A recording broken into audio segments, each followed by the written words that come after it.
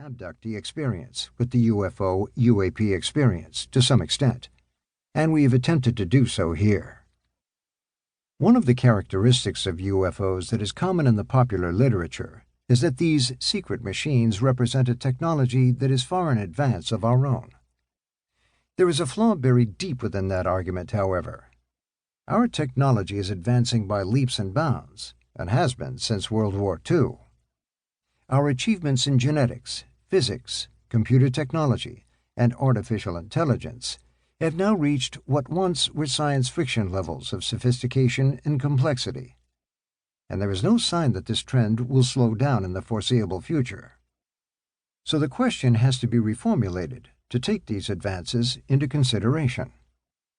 If the UFO phenomenon represents a technology more advanced than our own, advanced by how much? In ancient times, the technology was seen as magical and otherworldly. There was no Journal of the American Medical Association in those days, no Scientific American. The scientific journals of the time are interpreted today as religious or magical or spiritual texts. The ancient peoples were trying to come to terms with phenomena that seemed incredible, even impossible for humans to achieve. Today, that same technology is seen as simply a few levels higher than our own. We could not fly in ancient times. We could not communicate over long distances. We could not see the trans-Saturnian planets. Today, however, we are gradually reaching the same level of technological expertise as the purported ancient aliens. What does that say about the alien culture that already has that technology? More important, what does it say about us? To the Stars Academy identified several research areas for their focus in the coming years.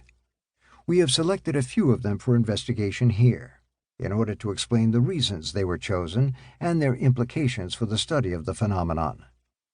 These are consciousness, the brain-computer interface, and telepathy, along with genetics. Genetics is chosen because of proposals by Francis Crick and others that the RNA and/or DNA molecules were designed and seeded onto this planet deliberately. We find that there is anecdotal evidence to support this idea in several divinatory systems from Africa, China, and elsewhere, as well as in ancient religious systems of Egypt and India, among others. We will examine the theories put forward by scientists concerning the genetic code and amplify them with reference to these systems. Consciousness studies is the hot new field combining neurobiology, genetics, and quantum mechanics. There are several important theories of consciousness that deserve our study, but most important are their implications for understanding both the UFO and UAP phenomenon as well as human-alien contact. One of the following sections is concerned with the brain-computer interface, and thus with artificial intelligence, robotics, and cyborgs. We are close to developing machines that will seem as sentient as human beings, but with none of the physical or emotional vulnerabilities. When that happens, we will be forced to ask ourselves some far-reaching questions, such as what it means to be human. We will be forced to ask whether those who pilot or control the UFOs are nothing more than robots or cyborgs, the kind we are in the process of building ourselves. That might have sounded fanciful only 30 years ago.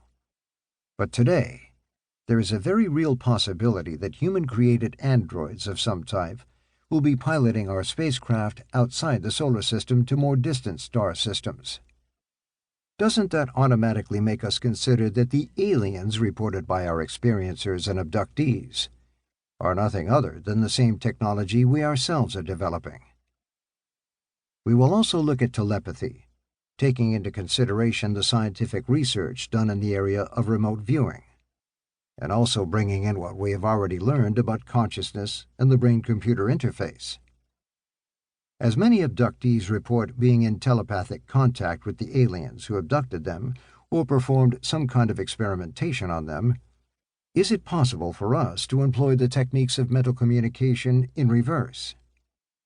Is there a component on the micro level, the non-Newtonian level, that can be exploited to allow us to communicate in new ways with other human beings, or even with those non-human actors connected with the UFO phenomenon?